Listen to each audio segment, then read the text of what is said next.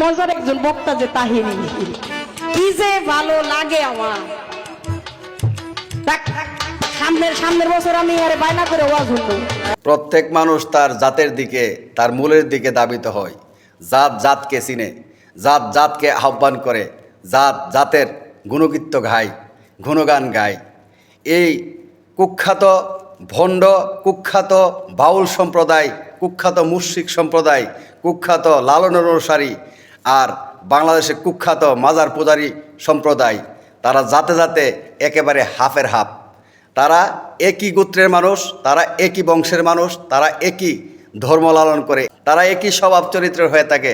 তারা নামে মাত্র মুসলিম, কর্মকাণ্ড, চলাফেরা, স্বভাব চরিত্র সবগুলো হচ্ছে নিকৃষ্ট।